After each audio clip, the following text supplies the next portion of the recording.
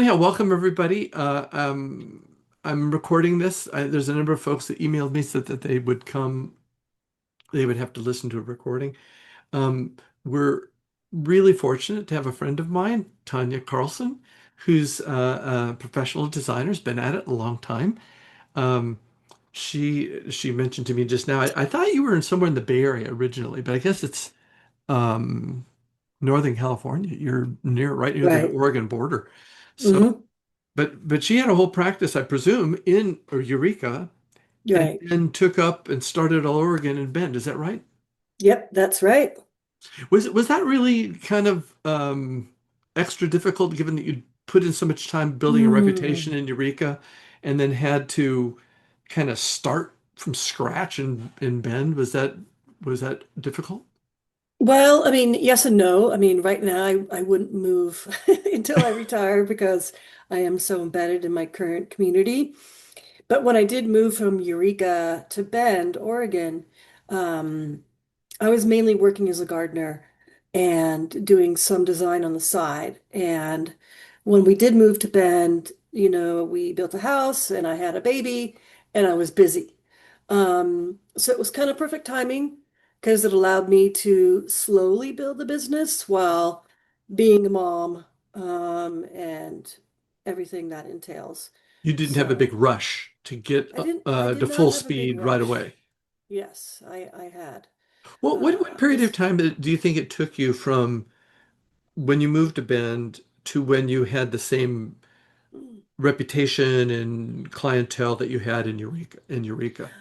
I would say probably a few years. And what really helped me when I moved to Bend was some friends got me into a business networking group. It was specifically BNI, and it was kind of intense. We'd meet once a week and do our business networking thing.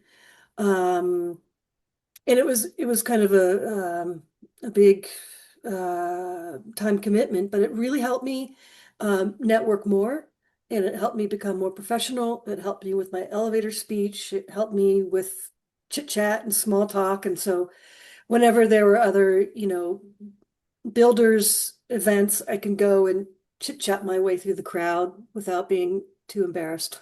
Hmm. So Now, that what's the really name of helped this me build. organization again? Can you? I It missed was that. BNI, Business Networking International. And I see Wow. some head shakes, yeah. And there's other, we had a design council also, interior designers, some builders, other people maybe in the, home design community. And I was a part of that group, and that also really, really helped. Mm. But that was not a local thing. It was It local, was. yeah, it was local. I see. Now, Yeah. is this something that people could find in just about any community? Well, I mean, BNI is international. That's in most communities, but I think most communities, you have your APLD or you have your, whatever group. I've just joined a women in the construction business group. Lots of architects, and home designers. I don't attend their events very often because a lot of it doesn't pertain to me, but it's still networking, and it gets me out of the house and Hmm. into the community. So, My apologies. What do you think is some of the best things you did to get the word out about your services? oh, yeah. Well, when I was starting out, I got on all the social media stuff, and this was 20 years ago. Hmm. Um, so, I got on Angie's List and I did the whole Facebook thing. I did a blog, I had a website and had it optimized, and I got a lot of business from Google searches. Um, And I think that really kind of laid the groundwork, because Google started picking me up pretty quickly, because I had such an online presence. And it wasn't a lot of social media work. It was just kind of copying and pasting what Fine Gardening or Design Magazine or somebody was posting, and I would just repost it. Or take photos of my walks and be like, look at this pretty native flower. Um, just something to have a presence out in the internet world. So you made it a practice of putting a certain amount of activity into that every week. Yeah, yeah, back then. I had more time. Um, and that was really good, yeah. And now with the AI, I'm having a company who specializes in the landscape industry, ever bearing services out of Portland. They're helping me with my website. And now, for ChatGPT to find me, they're, re-optimizing my website. I have to have all these additional pages, lighting design, pond design, water feature design, paver, it's just crazy. But that's what is needed nowadays in order for, AI to find you. And Hmm. I'm having good results with that. How do you filter the looky-loos and the people who are looking for freebies and free advice from those who seem to be serious and want to hire you for what you're worth to be hired? Well, a few minutes into our initial conversation, I tell them how much it costs. Uh-huh. And then that was, yeah, it's way more expensive than some people imagine. But, in my community, there's a lot of people who don't blink an eye. And sure, they're like, fine, let's do it. So it just, in the last 2 years, everything's gotten more expensive. And so some people think they can do it for a minimal amount. But then when you start talking exactly what it entails and how much it costs, etc., then Yeah. people are either in or out. I heard a lot of the APLD designers that I talked to were critical of all of the wasted time they got Mm. from the connection sheet they got through House. Oh, right. And they just found that it brought a lot of attention to them, but it wasn't like there was just a fraction of folks that seemed to be serious for actually wanting their services. Mm. And that's why I wondered if it sounds like what you've done is you just the minute you communicate with them, you start talking about fees so that they realize that you're not there to chit chat and to give away free advice. Right. I mean, I do love talking about stuff, and it kind of depends on who they are. If you're, a single mom on a limited budget, well, then I'll give away a lot of free advice. Um, Yeah, yeah, but, yeah, yeah. and I'm glad to do that because there's other people who have multiple homes across the country, and they'll that'll make up for it. Mhm. Do you have a fee that you ask for if you're to drive out and spend time with a customer initially?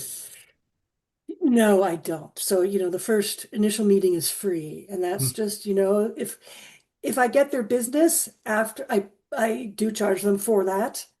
But if I'm doing my job right and I've kind of vetted them and explained myself and my services to them, I do get 97% of the jobs that I go out for. Mhm. You probably developed a sixth sense about what's a waste of time and what isn't. No. Not yet. Yeah. No, not really. And maybe I'm just fortunate. There's a lot of work here. In Bend, Oregon, we're high desert, and a lot of people move from maybe Seattle or Portland or somewhere else, and they don't know what to do in this high and dry climate. And Yeah. then so many of the HOAs require you to submit a plan if you're going to do anything. And so a lot of people need my services. Um, and so that's great for me. Yeah. Hmm. Well, I think the high desert environment may be the most challenging for a designer of all the Hmm. ones I can think of. Hmm. Um, we have a high desert section down here in Southern California Hmm. as well. And it just presents horticultural situations you just don't see anywhere else, where you get such extremes between winter and summer. Hmm. Yeah, That's yeah, just not the case where I'm from. I'm from Santa Barbara. It right. just seems to be one season all the time, Hmm. and you could Hmm. get away with murder. But I suspect in Bend or Palmdale or Salt Lake City comes to mind as another Right, right, challenging environment to work in. Maybe it's more well known that you need a professional's help if you're going to do this right, not waste money. Do you think that's the case? right. I do think that's the case. Yeah, because a lot of people come and they think they can't do anything, they think they can't grow tomatoes or they can't grow anything. And so, when I first moved here from the Northern California coast, I thought I was crazy. But it's a challenge. And so with the challenge comes opportunity. And so, once I spent a lot of time working, in the native plant community and taking classes and learning about it. And so, now I know what to do and how to do it. But yeah, since it is a challenging climate, a lot of people need help. And so that's great for me. I mean, down where you are in Santa Barbara, what, you just put something in the ground and it grows, right? Yes. But, there's so many limits up here as to what does well and what is deer resistant in reality. So that, yeah, there's plenty of people who need the assistance of a designer. Yeah. Well, I have the opinion, because I think what you're saying is true. You have these special circumstances, and then also kind of the business environment from one city to the next changes a bit. But I'm of the opinion that our competition is not other landscape people, that it is the automobile industry and Mm, perhaps the vacation industry and the kitchen remodel industry. That's mm, actually who we compete with. And I think if you mhm, drive up and down any neighborhood in America and ask mm, yourself, no matter how rich or poor mm, it may be, and you ask yourself the question, is there any need for a landscape assistance here? The answer is always mhm. yes. Right, It's just that we don't market ourselves or don't get into the conversation of how to use expendable income the way that other industries do. I mean, the automobile industry is in your face, in right. every television ad and billboard that you Hmm. pass, you know. That's a good point. I hadn't thought about that. I mean, I'm no good at marketing or selling. And yeah, if I did that better, that would be nice. Um, Well, why but do you say you're no also, good at it? You've managed to build a business up and keep busy with work. Why do you say that you're well, bad at marketing? that's taken a long time. It's taken Hmm. a really long time. Okay, It's so just that's a good place to me interject something. So, knowing what you knew now, that since you went through that 2 year process and you got to the point where now you're busy and you're filled with work and you're having to be as efficient as you can be, what would you do differently? How would you take what you've learned over these last 2 years? And let's say we were going to pick up and move to Salt Lake City. Now that you know Jeez. what that process is a Mhm. little bit like, what would you have done differently? Well, if I was to move, shoot, I mean, I would spend so much time on social media marketing because I get 99% of my clients from Google searches or Chat GPT searches. Uh-huh. Um, and I would just have to build up, put that time into marketing and networking within the community. And that would just be probably, majority of my time to build my business. Hmm.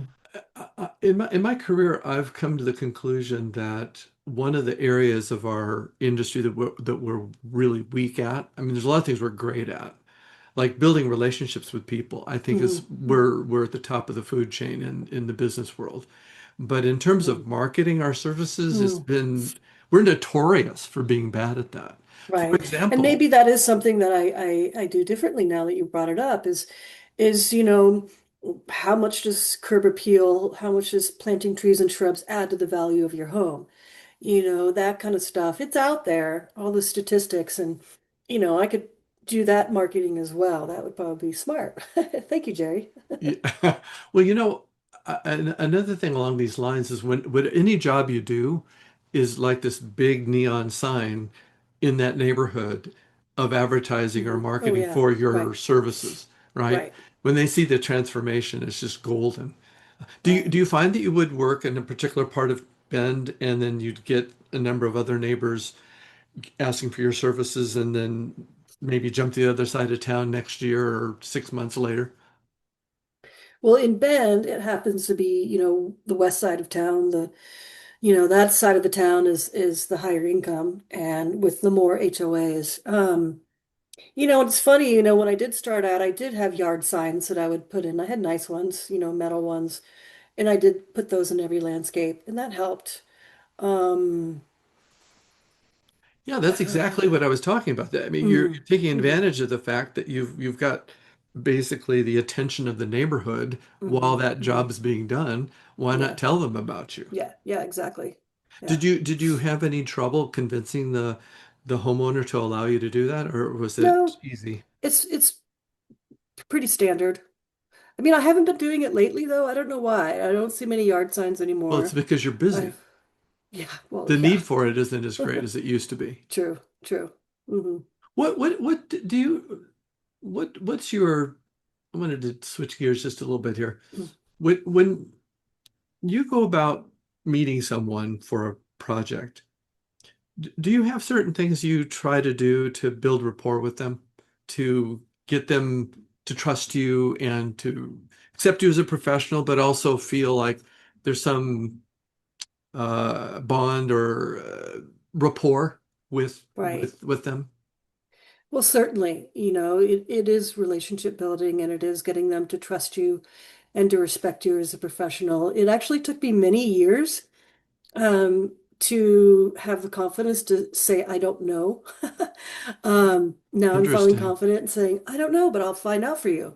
Um, but I mean, I do try and find a rapport, find some sort of common ground, kind of feel them out. It's kind of a sixth sense, but like, oh, what are you, are you, oh, you're an Oregon Ducks football fan or whatever, whatever, or Yeah, you yeah. have a small You got dog or children or a dog. something, I do try and build a relationship. It doesn't always work. Sometimes they're just they just want a total professional. And I am kind of easygoing, relational type of person. But I do remind them I've been here for 20 years. I know what I'm doing and Hmm. I have experience and et cetera, et cetera. So I try and hit it from both angles, a relational uh, angle and a professional, yeah, I know what I'm talking about angle. Yeah, yeah. But I do think that trust factor Mhm. is, to Mhm. me, is kind of the baseline of building a business. Are Well, you I totally trustworthy? think so. And like if I'm going to go find a plumber, I'll go to onto Nextdoor or I'll go onto Facebook or whatever, or ask my friends. And if they recommend somebody, I'm very likely to go with them. So, if someone trusts me, um, then I have their business. Just like if you know, a client refers me to a friend of theirs, that's basically in the bag, right? We trust our community. Right, you got a head start on the trust factor. Hmm. Hmm. Can you think of other things that you maybe consciously or unconsciously do to kind of help establish the trust? Well, I'm always on time. I You're punctual. answer, I'm always punctual. Um, and then I always answer emails and voicemails, usually same day or within 24 hours. If I can't get back to them, I'll send them a note saying I'll get back to you tomorrow. But I let them know that I'm responsive, I'm professional in Yeah. that sense. I communicate clearly, however we communicate, text or whatever. And I let them know I have a lot of tools, um, be it Plant Master or be it other types of software to communicate and share visually with the client. Hmm. Do you when you're being interviewed for Hmm. work, Hmm. um, do you show them examples of the deliverables that you've given to other clients so they get a You sense of know, what they're going to get? not many people ask for that. On my new website, I do have an example of a plan that I printed up, so they can see that. Um, Only a few people really ask for an example of a finished plan. What Most of about the them, other jobs you've done? Do you show them pictures of them? Do you show pictures of past projects? well, I mean, my website has photos of past projects for Oh, so sure. There's a portfolio on my website. Mhm. I made the huge mistake for years. It took a long time to get through my thick skull. I would spend a lot of time showing pictures of our jobs to a new Mm, client, mm, and it took me a long time to figure out that they weren't really that interested. I mhm. mean, they were interested in one or two pictures. Right, It didn't, it took like just the bare minimum number of right, photographs for them to right, say, oh, well, this company seems to do good work. right. And I And that did they really learn wanted to that. talk about their project, not Oh, of my course. portfolio. No, no. And I did learn early on that do invest in a photographer or a good camera and do invest in some good photos. All you need are a few good photos, or I would say a few excellent photos to put on your website. And, that can really, really sell you. Yeah, yeah. One of the things I did, I mean, at first I thought I just need to take pictures of our work, our Mm, company's work. And then after I realized that I didn't need that as much as I thought I did, I started taking pictures of other people's work. I took mm, pictures of any good idea I saw. Statuary, cool fence, wonderful gate, unusual mm, trellis, whatever it was. I took a picture of it, mm, all around mm, town. Public space, private space. I mean, as long as I took the pictures from the street. mm, mm, And then I had a huge portfolio of pictures of just landscape ideas and garden ideas that they mm, loved looking through. By the way, mm. we want to create software around that down the road. We've got Oh, okay. we actually did a program called GardenWorks years ago. Hmm, That was a portfolio tool for designers. And when we went to a cloud-based software, we had to spend so much energy reprogramming what we had done before that we didn't have mm, time to rebuild that other system. So I hope to get right. around to it later. But Hmm. do you agree that photography of landscape ideas is a critical part of the design process too? Well, mm, I mean, I do have a massive Pinterest board or many boards. Uh-huh. Of course, I used to really use Pinterest to communicate ideas, styles of other landscapes, and plant materials before I started with Plant Master. And but I certainly not on my own website. But if on Facebook, because I'm that generation, I have to remind myself to use Instagram. But I find stuff from other design communities like architecture, design, and I pop that on my social media or whatever because design is design, and it shows that I'm kind of more well-rounded, maybe. Um, but I don't. Not on my website. On social media, yeah, I'll share great ideas. And on Pinterest, I'll share, here's cool landscapes. Here's a cool Japanese landscape. Here's a great water feature that, someone did. But I learned early on that I don't want to promote too many other people. I want to be careful with what I share and how I share it. Sure, sure. Yeah, Santa Barbara was so full of real, and Bend is too. So I have relatives there, Hmm. and you don't have to go very far to see really unusual and creative work and ideas. So um, you're right. There's really uh, no reason to, show complete landscape shots, but I would show pictures of like elements.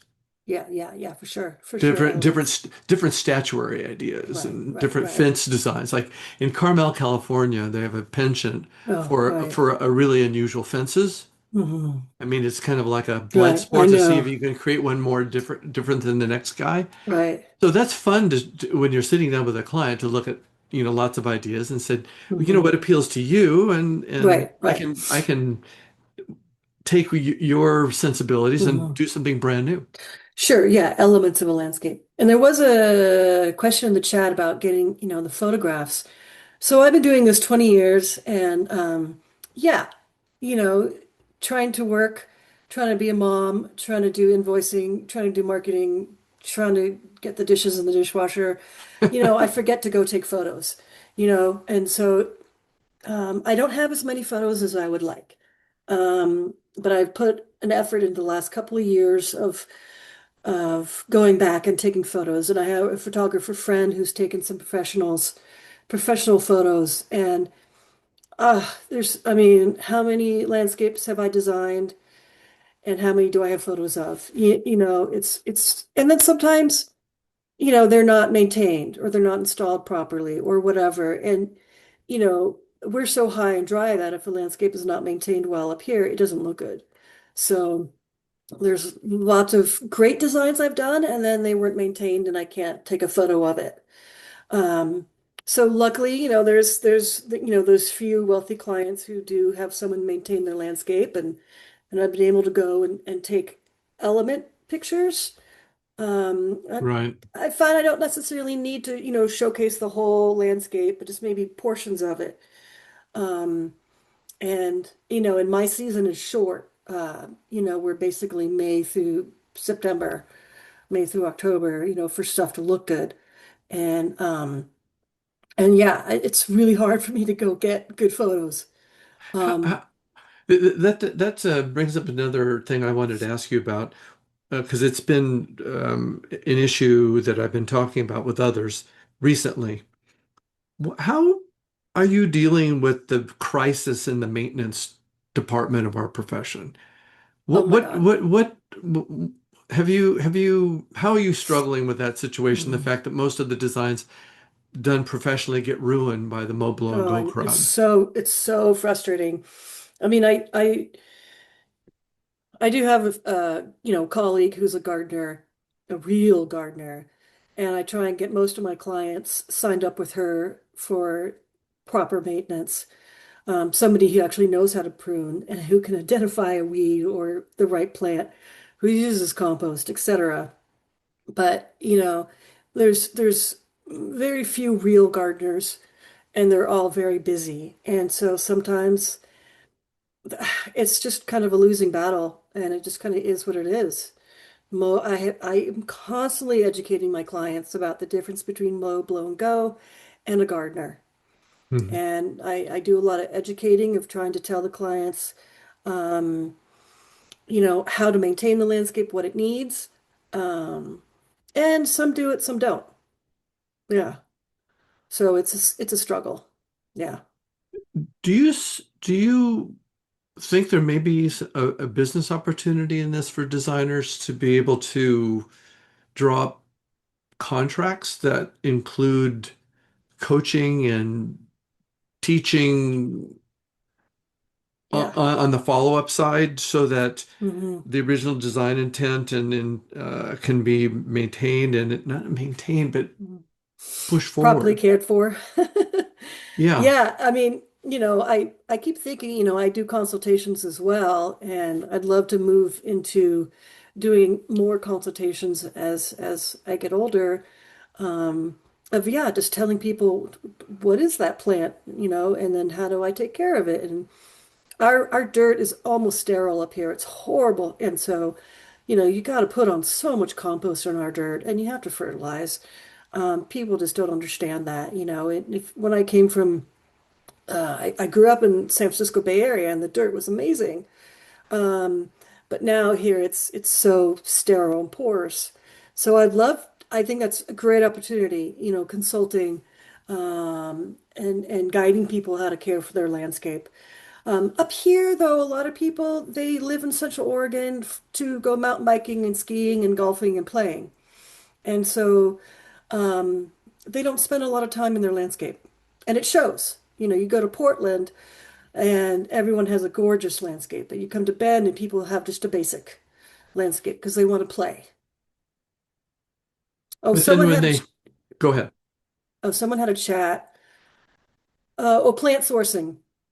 Yeah, so for me, plant sourcing is a little bit difficult because I live on the east side of the Cascade Mountain Range, and so trucking and shipping and getting plants over here is limited. I mean, what, 60% of the plants for the United States are grown in the Willamette Valley in Eugene and Salem, which is a 3-hour drive away. But so, I do communicate well with the local nurseries and see what are you gonna get? Who do you order from? Some nurseries will not tell me who they order from, but some do. So, like Blooming Advantage or Proven Winners, Monrovia, I know we get those plants. And so when I'm sourcing, specifically because we don't get a lot of variety of plants here, I'm like, okay, well, I know that, catmint Walker's Low is one that I always see. And so I'm going to put that plant in there because we always see it. And Coreopsis moonbeam or whatever it's called, I know we can get that one. Um, so plant sourcing is a little tricky. Uh, I always offer options and alternatives on my plants. If you can't get Shirley Temple peony, then get whatever the other one is, candy apple or something or other. Um, so for me, it's tricky just because my community is removed. Um, but it's just working within the industry, communicating with the local nurseries, and then um, having options of what they can get. Because, I turn the plant over to the contractor and they go source the plants and get them. And I asked the contractor, I do have one contractor who drives over to the valley, drives over to, over the mountain to go get them for most of their jobs. And so then I could be more specific. Oh, you use Loa Nursery. Let me look at their website and see what they have and then get that. And I just hope they pick healthy ones. Yeah. Yeah. But you have a unique challenge. Bend is kind of isolated, Hmm. you know, and maybe that's part of the appeal of it too, is Yeah. it's off the beaten track. And Hmm. it's got this, vacation, Hmm. retirement home vibe to it where people go to, retire and Yeah. enjoy nature. Yep. Um, Hmm. do your sensitivity towards environmental concerns, Mm. how is that factored into your work? How is Mm. that, what effect or what interface has it had with your clients? Are they asking for native plants? Are they concerned about these types of issues? Well, more and more as the world talks about pollinators and bees and low water and drought. I mean, my county's already in a drought situation. And it's already April. So more and more people are heading towards native plants, and we're fortunate to have some good native plant nurseries here because again, we're not Oregon native, we're Central Oregon native, and there's a difference. And Are there growers right, for and that? sorry. Are there growers for that? For Oh yeah, Central Oregon natives? yeah, yeah. Yeah. And so, I started out as a gardener many, many, years ago. And so I'm interested in soil health. And, plants get nutrition from the soil. And so you have to feed the soil. And, I recommend using organic fertilizers because they have more micro and macro ingredients that are amazing for the plants. And so I educate my clients about that. And we're the high desert, so everyone is concerned about water use. And so a lot of low water, a lot of drip irrigation, a lot of mulching, um, to conserve that resource. And then we have our Firewise landscaping. Okay, so we're not mulching close to the house, et cetera, anymore. Um, and I do tell them I don't want to use, herbicides and pesticides. Of course, there are a few weeds that you have to use herbicides on. Cheatgrass is big up here. False mallow, there's certain things that, if you can't pull them, you have to get rid of them. Um, but yeah, I mean, a garden is part of the environment, I guess you can say. Yeah, Yeah. it's how do you care for this in the best way? And that's using organic methods to increase the health of the environment. If you want your plants to be healthy and, pest free, etc. Where did this love of plants come from for you? What No, what no triggered idea. it? What triggered it? I don't know. I guess my family always made sure we did lots of backpacking, hiking, camping, being out in nature. And I'm kind of more of a quiet person. I like to sit in quiet. I mean, in college, I worked as a gardener and I loved just being outside, listening to the birds and finding worms in the soil. And it was just kind of therapeutic for me. When I was a kid, I did not have a landscape to care for necessarily. Um, and so when I got to college, I loved it.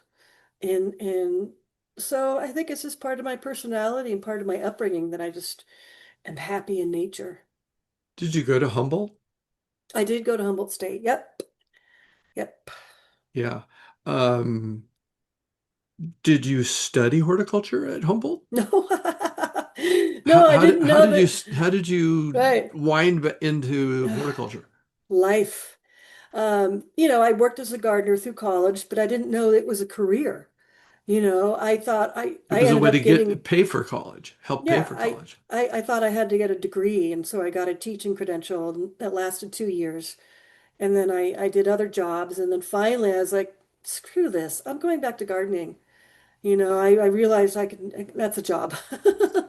Um, and so I went back to gardening and then I took courses at the community college to learn how to design. And then I'm self-taught. Um, Which it, community college did you go to?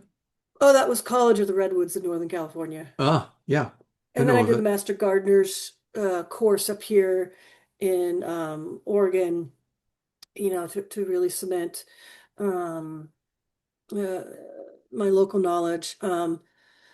But when I go to seminars and such, I talk to other people who've gone to school for design. I wish I would have gone to school for design. There's a lot that I've had to learn the hard way, and that has made me being successful slower. Hmm. Um, so I kind of wish I had more of a professional training, but I just kind of did it the hard way. Yeah. I don't know that a lot of the schools have some of the, you might say, art and design Mm, principles that they mm, teach in the same mm, way that I'm learning from people like Lisa Nunemaker and her mm, paper garden workshop, which I've sent to everybody in the email. mm, I'm trying to promote her design mm, collective, mm. but when you there's so much art in our profession, and for example, just the whole world of color, Mm, and combining colors together mm, in creative ways. mm, There's a whole science and mm, there's a whole universe of information mm. to just know Right. about color all by itself that Mm, I mm, was completely unaware of until just rather mm, recently, you know. Um, and I know what you mean. There's a great deal of art training. My daughter's a graphic designer, and I've mm, learned a lot from her mm. about spacing and Right. patterns and things like that. So Right. there's a lot more to it than just meets the eye, for sure. Right. And that's why I follow other design communities on social media. Like there's DZine and I've was fortunate enough to go to a 3 days of design in Copenhagen, Denmark some years ago, and that was a festival. They have them in multiple cities. It was looking at furniture design, textile design, lighting design. Design is design. And when I talk to clients, like a recent client wants a Japanese style landscape. I'm like, well, look at the negative space. The empty space is as important as the positive space. And when you talk about color, color is just one factor. People love flowers, but I'm like, what are the leaf textures? Is it a small leaf? Is it a large leaf?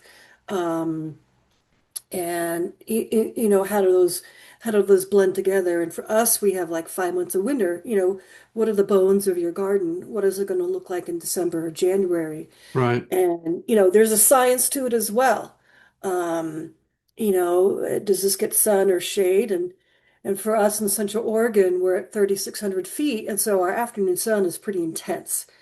And so a rhododendron cannot go on the south side of a house in Bend, though it can in Portland, So, you need to know the science behind kind of what the plant needs are and what the environment is like here. So it's a combination of art and science. Yeah. My daughter, who's, as I mentioned, is a graphic designer by training, Hmm. we had a few APLD meetings at our house Mm. for the folks in Ventura County where we live Mm. now. And it's kind of too hard to drive all the way to Los Angeles to go to the APLD meetings there. Mm. And the ones in Northern California are, way too Mm. far away. So we decided Right. to just call some of the designers together at our house for meetings. And my daughter said, "Dad, these designers, they think the way I think." And I said, Hmm. what do you mean by that?" She says, "They're very particular about how things look." Yeah. Very Hmm. particular. So it occurred to me that you're quite right. There's an artistic and a scientific. That's what I mentioned to my daughter too. I said, if you want to Hmm. understand the clientele for our software, it's they're half scientist, half artist, Hmm. kind of Hmm. combined together. Hmm. Maybe now that I've kind of occupied your time for 45 minutes, I'll open it up to everybody else. I know we've got some questions in the chat here, Hmm. and then Hmm. I'm going to switch the screen here, at least for myself, so I Hmm. can see everybody. I'm going to open Hmm. it up now for questions and other people's comments Hmm. about what we've been talking about so far. Um, Hmm. if you don't know how to use in the React button, you can raise your hand. So I know I can see that you want to say something. Just kind of wave if you've Hmm. got your video on. Um, Tanya, did you see some of these chat questions? Yeah. I know you hit a couple of them as they were coming through. Thanks, Shannon. Um, Well, earning a master in landscape architecture degree. So, like, I have some colleagues who did go to school for landscape art architecture, but I believe you have to work under or work under a company for a year or two in order to get that certificate, and they were not able to. So they have the training, but they don't work like that. But it's excellent training. And also, landscape architect is more expensive, and where I'm at, no one's there's little use for a landscape architect. So it kind of depends on what you want to do. Like I will design a deck, but I cannot design specifics on the deck because I don't have that degree, and oh boy, I think there was one job in the past 20 years where I said, nope, I can't do that. You got to get a, landscape architect to do that one for you. But like a otherwise, retaining wall or something like that. yeah, like an 8-foot retaining wall. Mhm. I was like, nope, I can't do that. But I love education, so if you can do it. And then native plants that like to wander. Well, my climate is not very friendly, so not a lot of plants wander. But either they maintain it, or you don't use that because it's too aggressive. Yeah. Yeah. Let's go to Shannon. Shannon, go ahead. Oh, Just unmute yourself. Go ahead. Hi there. Um, this has been neat. I wish it could go on for 3 hours. Um, so I have a question about pricing and mm, specifically consultations. mm, I've been in business for like 30 plus years and I mm. still struggle with this. Yeah, I know. Right. And the main issue is I know that it's wrong and I know that it's dumb way to do things, but I still think by the hour. Even though Mm, consultations are loaded because it's mm. all your life experience and everything you're dumping out all at once. Right. um I just don't know how to price the darn things, and I would like some. Right. And that I think all of us struggle with that. Like for me, I would price myself just a titch lower than my colleagues who did have landscape architecture training, since I didn't have that training. But now I've been doing it 20 years. I'm like, screw it. I have so much knowledge, so much experience. I'm charging what I want. So I charge 120 an hour.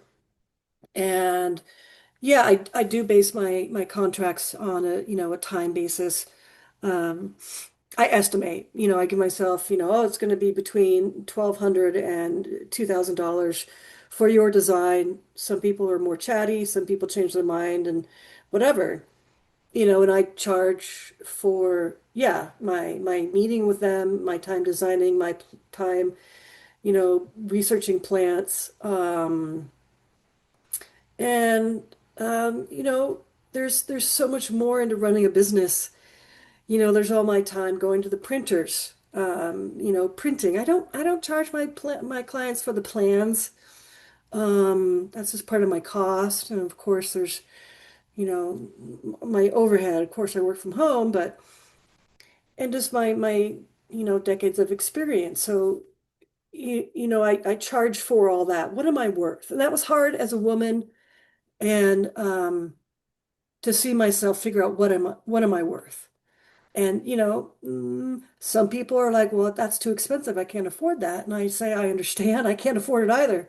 But that is what I am worth. Yeah. You know what's interesting about that, Tanya? If someone were to stop you and ask you a question about like what plant to use for this situation, Mm, and you popped off three or four mm, examples to them, and it took all of 2 or 3 minutes to do it, there's the assumption that, you've only engaged that client for 5 minutes worth of their time or mm, your mm, time. mm. Not true. Right. That took you 20 years to come up with I those know. three answers. And Yeah. then I And think that's, that's mhm, frequently mhm. misunderstood in our Right. profession, and why we've Mhm. given away a lot for free is Right. that we were not paying for Mhm. your time per se, you're paying for your experience. Right. Is it Betty? Pronounce it for us and unmute It, because you got the yeah, floor. it's actually Betsy. Oh, of Okay. course, So of I course. probably I did had to look that closer for when I that. signed up. Mhm. I just was going to add in Oh, consultation. Um, what I have come to, and I think we're notoriously, all of us in this mm, profession, about undercharging, especially when you're mm, first getting started and you keep mhm, thinking that people will not want to pay or they'll somehow be mhm, insulted or mhm. whatever. And you just have to tough through it, and you'll get Yeah. past that. But what I kind of landed on is I'm in Las Vegas and Mm. I don't really have competition, it seems like, Oh, in what wow. I'm Great. doing. And I don't know where the designers are, but I don't have to advertise or anything. I just take Mhm. referral, and it's enough That's great. for me. Um, and I don't really want it to get any bigger because this was supposed to just be a part-time thing. So and people say, if you're getting overwhelmed, just charge more, Mhm. just charge more. And so that's something to keep in mind. If you have too much business, just charge more and it'll level itself out. But what I Mm, came to was and so I'm going to say we probably here is less expensive. Because I can't find anybody doing it. So I only have myself to compare it to. So my rate is 225 for the consultation, and I tell them, this is our initial consultation. We're going to talk about your wants, your needs. We're going to talk all about plants. What you can't stand is the most important thing. So I don't put that. And mhm, then you tell me what you like, and then I'll add in what I like, and we'll get there. It's going to be 2 to 3 hours, is what I say. And that's a scary mm, thing for someone to say, oh my God, I have to talk to you for 3 hours. They don't want it to be 3 hours. But I say mhm, it's 2 to 3 and it's 225. When they do mhm. that math, that sounds reasonable.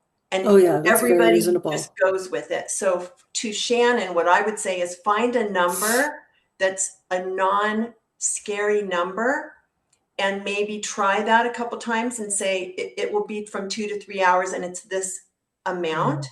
And then see if you feel satisfied at the end of the amount of time you spent versus what you got paid.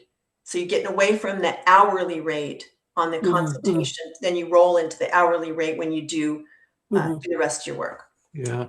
Tanya, you want to respond to that a little bit before we Oh, go yeah. we're going to go to Jordan next.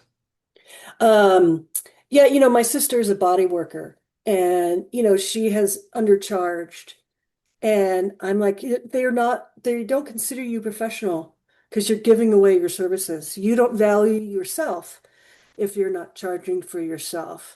And again, for my initial meeting with the client is just 1 hour or so just to see if I get the job. That's free. But if I do an actual consultation where I'm telling them what to do and giving them advice, that's an hour and that's 250. And then I do write up notes afterwards for it. Hmm. Jordan, let's go to you. Yeah, so I've been in business for like a year and a half and I still haven't been able to figure out how to charge for a Mm, consultation confidently. right, But right. I did do something the other day that I am curious if anybody else has done. I've gotten really busy and I sort of have the clients that just want to pick my brain, and I put Mm, together a plant master list as a deliverable. And I charged $300 and I spent probably 2 hours on it total. And I feel like it's actually something that I could charge more for. I'm in Southern California and mm, I definitely like pricing is can be a lot higher here, but at least I found so far. But yeah, I'm just curious if anybody else has used PlantMaster that way, because I provided them a micro website, interactive micro website, and they're mm, like, they mm, feel like they're getting something and it's taking no extra time mm. from me. So a deliverable feels like, yeah, I'm providing you not only like my knowledge, but I'm giving you something. So I feel more confident. Hmm. That sounds like a great idea. I mean, I'm always trying to figure out what else I can do to make money. And if you have that plant list kind of prepared ahead of time, that's a great idea. Yeah, I think one thing we can say and all agree on is this pricing challenge Mm, is an ongoing experiment. It's mm, like you're never it's another one of those things in our profession and maybe about just working in nature. Just you got to get used to the fact that it's a perpetual experiment. mm, So when you're feeling a little uncomfortable with your pricing situation, it's just that's the nature of small business. That's the ongoing challenge of being in business by mm, yourself. So you're not going to settle on an answer, I don't think. mm. Now, and one other thing I could add to this too, I discovered over my career that I could charge more than other people were charging for similar services if I explained myself. Right. So Hmm. so they enter into the business exchange seeing it like a product that you get at the store and wanting to get that shoe or that tire or whatever at a good price. But that's not what's going on here. That's not really the Hmm. business relationship we're developing. We're going to do something creative together. We're going to build something together. You need me to make that happen. And you can Right. get it from off the shelf anywhere else. If you want Tanya to do the Tanya thing, you have to have her. You're not going to get it with anybody else. And I think, as others have mentioned, it's a good idea to kind of find a way to get into the subject matter where there's some degree of comfort rather than trying to scare them like, I'm Right. super important. I charge top Mm, dollar. right. That's not the attitude you want to take. But I think you just I think we'll find in the course of a career that you're going to be increasing your fees a little bit all the time. Maybe not a lot, but a little bit all the time. Hmm. And it is true that once you become busy, once you have a clientele that's requiring your business services, then you're in the creative challenge of choosing your jobs. Right. Oh, You that's so choose which nice. ones you want to do. And someone like Tanya, who's been at it for such a long time, I Hmm. suspect you, in addition to choosing jobs that pay well, you also choose jobs perhaps that are interesting, that Hmm. are challenging to Right. you creatively. Is that Right. the case? Yeah, hopefully, again, a lot of people up here just want a basic landscape because they want to go play and other things are their priorities. They might have a beautiful interior to their house, but the exterior's not so important. But so I don't always get to choose. Hopefully, now that Do you my turn away kid work? Do you turn away things? So I'm not. rarely, if I don't want to do it, I'll charge a hell of a lot more. And hopefully that'll scare them away or just make it worth it. But now that my kid's 18, I've been divorced a few years. My life is my own now, and it's time for the second phase of my life. I'm 54.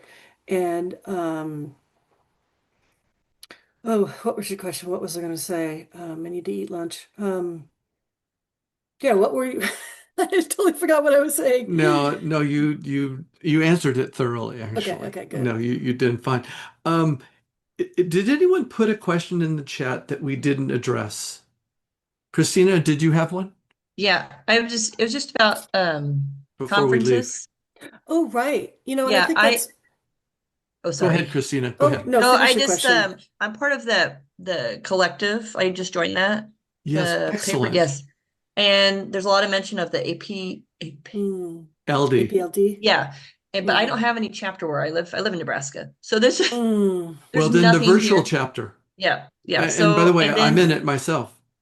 okay, yeah, it's like I was like, I don't know, and just the cost of everything. I'm like, is it worth right. the money to go to a conference and go do all because I'd have to like buy a plane ticket and then a hotel and then Yeah. the conference. So I'm like, what? Not sure when in your career it's people usually go to these things Right. I or mean, for me, I love education and I love stimulation in my field.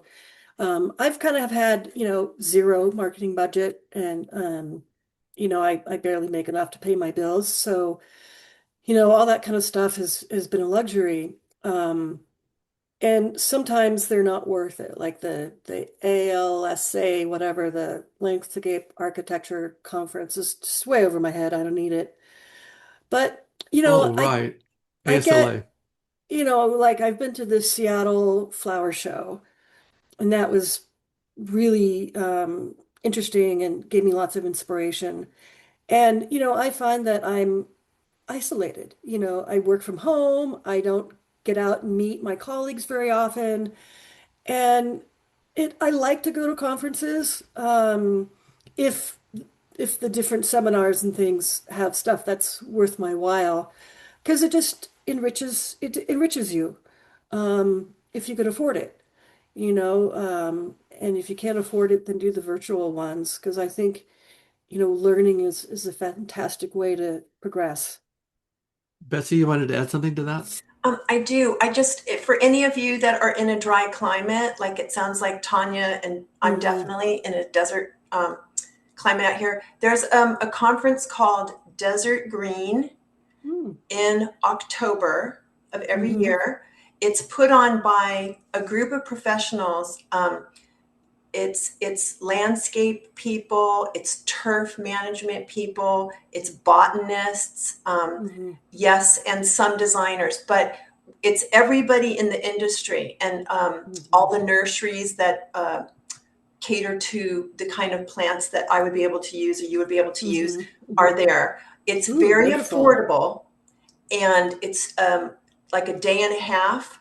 It's very, very affordable. I think it's only like a couple $100, Hmm. and then it's cheap. You stay at one of the casinos that they get the rooms for you. But Right. it is really I volunteer there for the duration just so I can go to the things for free.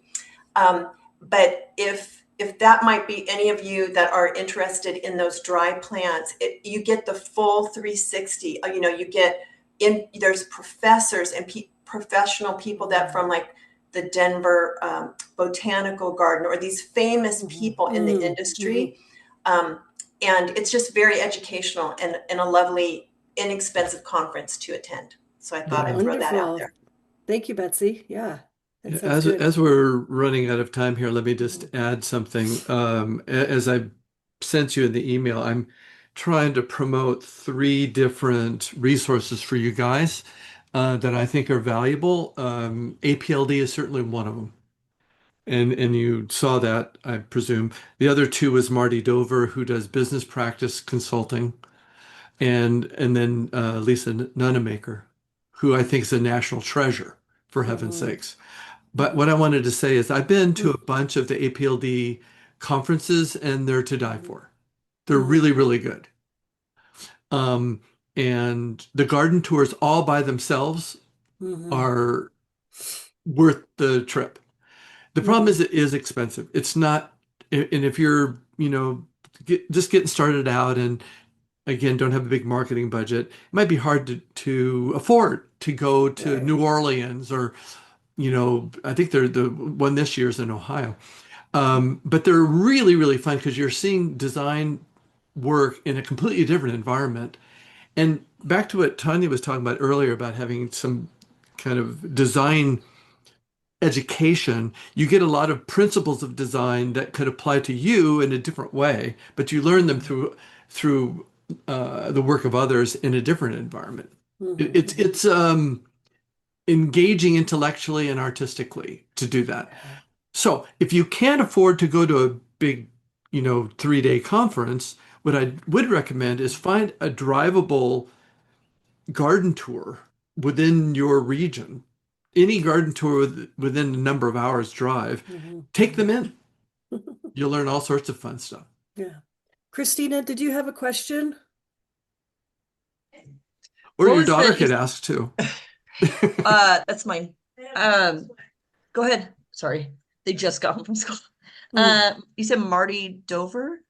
Yeah. How do you spell I'll that? Dover. Okay, thank you. And I'm putting it on the web page that my daughter put together for the business forum. So you Okay. can see it there. Just scroll down to the bottom. So everybody, thank you very much. Tanya, thank you. Mhm. This is so sweet of you to give us an hour of your day. We owe you a debt of Mhm. gratitude for that. You're a real sweetheart, and you're someone I admire very much. I have a lot of people that I have contact with through the software that we do. Mhm. Nobody has been more curious about plants than Tanya of all my customers. No Well, I think one, it's because I live in a challenging area. yeah. Well, she knew But thank going in you. when she moved from Eureka to Bend that there was a lot of alpine plants we were going to need to add, but she has shown me, demonstrated her just fierce devotion to horticulture and learning all the time, and I think that's the attitude we all should adopt. And I wanted her influence to rub off on the rest of us. Thank you Um, so much, and Jay. then I've got some folks that I've been talking to that I've lined up for I have one for next month, and I've got others that I'm working on. So we'll keep this going. Email me things you'd like me to ask people, things you'd like to learn more about, and I'll make a point to ask questions about it of the people we interview. But I want to thank you everybody for coming and look forward to seeing you next month. Thank Okay? you, everybody. All Thank right, take you. Bye-bye. care, guys.